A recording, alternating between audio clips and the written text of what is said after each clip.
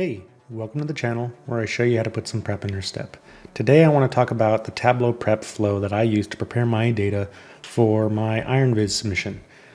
So if you haven't heard of IronViz before, it's a global competition that Tableau hosts every year where there's a theme that you're supposed to visualize and kind of showcase, what all can you do from an analysis perspective, a storytelling and design. This year the theme was visualizing the arts. And so I chose to visualize the discography of Deadmau5 and use the Spotify audio metrics that they have in place. So that way I could kind of see the musical structure and, is there a sort of recipe for his success? We'll just kind of jump right in.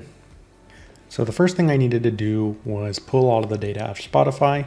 So I needed to create a Spotify developer account, which is free to create. And then I needed some Python to make sure I can extract all that data because I wanted to look at the whole discography. I'm no expert in Python, so I reached out to the community, saw if maybe somebody had done something similar before. Luckily, Sean Miller, who helps out with Workout Wednesday, runs the new Data Plus Music initiative. He happened to already have some code available that he shot my way, and so huge thank you and shout out to Sean. I probably would have spent many more hours figuring out how to write this code and probably would have messed it up. So huge shout out there. But yeah, it's an awesome code. All I had to do was again create that developer account and paste the client ID and the secret in here. And then from there, it was just as simple as getting the artist ID. So if I go to Spotify here, you can see right here is the artist ID for Deadmau5. And so I took that and pasted it in here. And then I don't know if it's because I'm, like I said, still rougher on the edges with Python. It was giving me errors because I didn't have a track ID here. So I just picked a random track and pasted the ID there, and then it ran fine and pulled everything. And you can see here, there's this parameter here. And so this was set to pull in albums. So I ran it twice. I ran it once to pull in albums, and then I ran it again to pull in singles. Now I didn't end up using any of the data from the singles. I put it in my prep flow, but in the final analysis, I ended up taking all of that out, but still useful to have, and it pulls everything all nice and neat. So let's go and look at my prep flow here. So you can see here's the two main inputs. This is the albums that were extracted, and these are the singles that were extracted. Now, for some reason, when I pulled it out, there was quite a bit of duplication in album names and track names, maybe with like different spelling, capitalized here and lowercase here. And so I had to do a little bit of grouping here.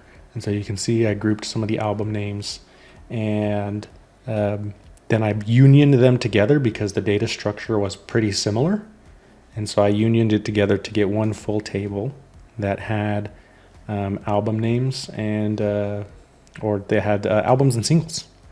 And so here, all I did was kind of split those table names here. So here there's this table names field and it has the singles and albums in there. So I split that field and cleaned it up to just give me a flag to show if it came from the albums table or if it came from the singles table. Again, there was some more sort of duplication or misspelled names, and so I had to do a little bit more grouping.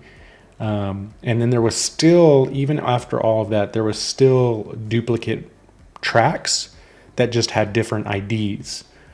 So what I did there was I used an aggregate step and grouped by all of the categorical fields, and just kind of got the first release date of the track and some averaged out the metrics just in case there were some very minor differences in between those duplicate tracks.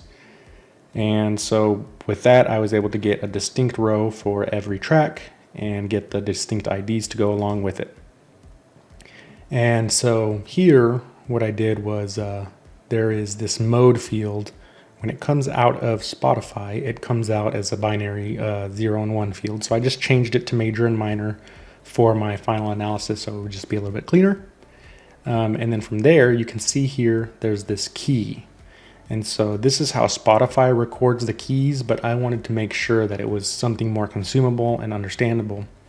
And so what I did was I looked up and found the tonal counterparts here. You can see the pitch class. Here's those numbers and what those counterparts are. And so I just made a spreadsheet of that and brought that in here. So that's what this is. It's just the pitch and the counterparts, and I joined that in here so that way I could get another field here and clean that up a little bit. So I changed the key field to represent that instead of the integer values. So here is kind of where things break off and get a little bit more complicated.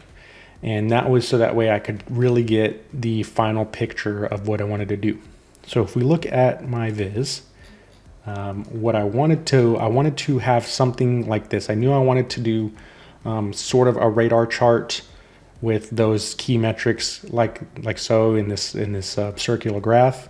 And I kind of played with a few different ideas before I landed on these sort of petal shapes. And so once I landed on that, that's what I wanted my centerpiece to be. And I wanted the centerpiece to also represent the entire discography. So what this actually is this is the average of all of the tracks in the entire discography. And so, first, the way that I got those petal shapes, and there's CJ Mays has done a tutorial, and so this petals and circles don't always make wreaths.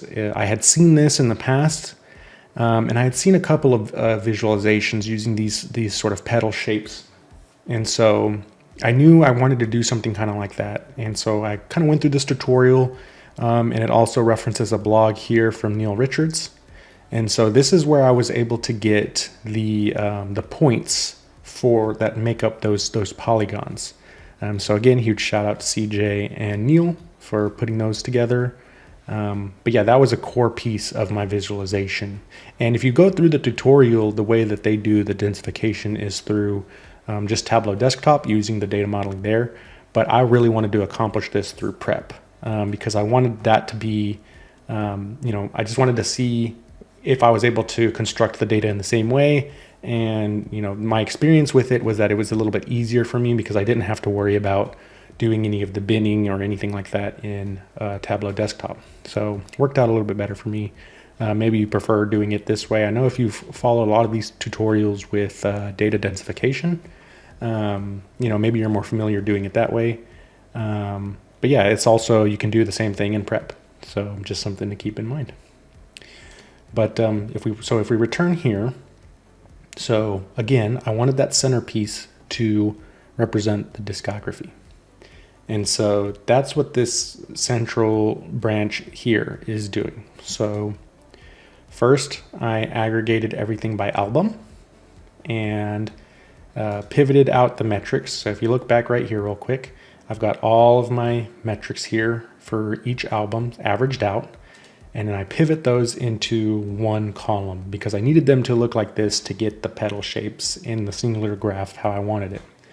And then so here I just create some fields, this rank field, these attributes, because these are what I needed to kind of fit into the calculations that were part of the template. So I just modified the structure a little bit. And then what you'll see here is I took that again and I just aggregated everything up. And so here, everything is broken out by album. And here, I average everything up into get the measure for the entire discography. And so what I did here was just create this value here, entire discography. So that way I could union that back to the main flow. And so that way, whenever I got my actual final output, the discography or the aggregate for the whole thing is part of the data set for the albums. And so in the central visualization, I just have a filter that filters this to album name is entire discography. And so to form the petals, what you'll see here is you'll see this join. And so this right here, this data set is from the template that CJ had. And it has the X and Y points that create those polygons. So you can see here the X and Y points. And so what I did was I created this join field, which is similar to how you would do it in Tableau Desktop. So in Desktop, you would create the join and create a join calculation. So that's essentially what I'm doing here. This is my join calculation of 1. Here in the union step, you can see I had a join calculation of 1. And then And so that's how I joined the tables together to do my densification. And that's how I got my data set by albums.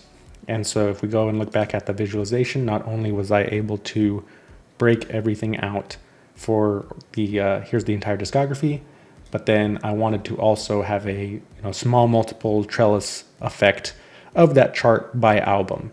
And so here I'm also using that same album's data source to break it out like such.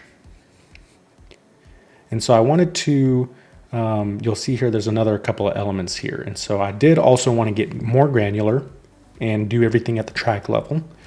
But I went through a couple of iterations, and one of the pieces of feedback I got was to try and recreate the logo in desktop and generate it in desktop, so I didn't have to worry about image rights. That's one of the rules of submission here. And so to recreate this and get all of the points for this, I used a tool called WebPlot Digitizer.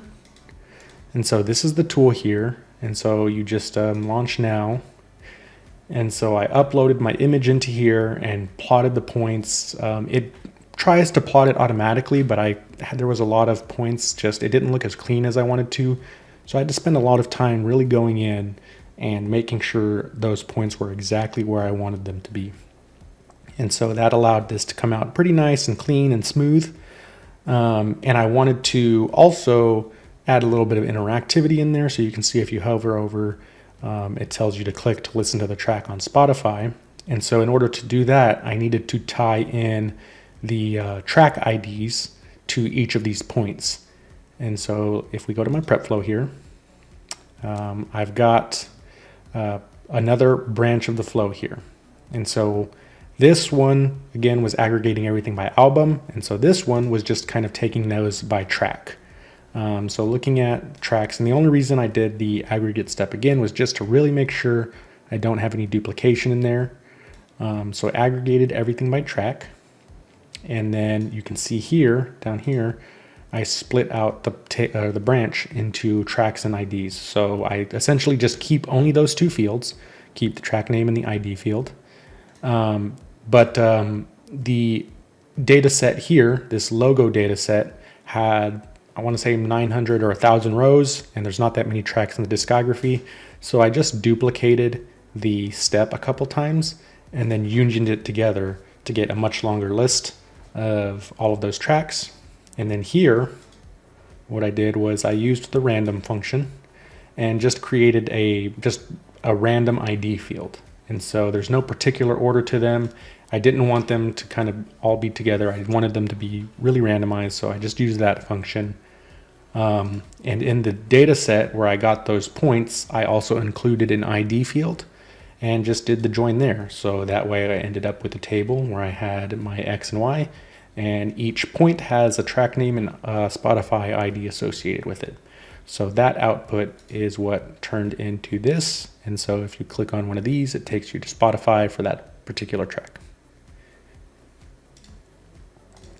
Along the same lines of that branch, because I wanted to do analysis at the track level, if we go back real quick, we can see here's a breakdown of every track throughout the years and the BPM, beats per minute, that it was produced in. And then if we go down a little bit further down, you can see here we've got just some measures of how many tracks were produced in each key and what the Spotify metrics were for each of those tracks. And so I did want to do a breakdown like that, but then I also wanted to show the distribution down here. So we'll get into how this chart was created in a little bit, but I wanted to be able to really represent the distribution across the 0 to 1 scale for all of the tracks. And so that is what I needed to do here. So I'm really just recreating the albums branch, but at the track level. And so I followed the same steps. I pivoted the metrics here into one column and just did another set of deduplication because I kept coming across quite a bit of duplicates. So I just wanted to really make sure I didn't have any duplicate track names. And then here I just added those same rank and attribute columns to get make sure my data structure was going to fit into those calculations for the pedals, and then created my join calculation here of 1, and again there was that join calculation here of 1, and joined those together to form my pedals and produce a data set where I was able to look at the pedals by track. And so the reason I wanted to also have those pedals by track is because if I go towards the bottom of the viz here, there is this chart here that shows each of the tracks for each album. And so if we hover over it, we can see how those pedals break down for every individual track.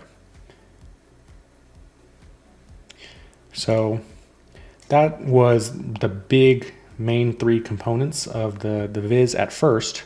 And then the more I looked at it again, I wanted to really show that distribution to see kind of how everything was either spread out across the metrics or really squeezed into those metrics.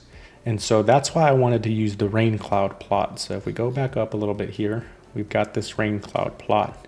And so this shows up here, it's basically a half violin. And so it shows the general distribution shape across that metric. And then of course we've got each individual data point. So if I change this to energy, we can see the distribution of energy, instrumentalness, liveness. And so some of these you can see are much more concentrated than others.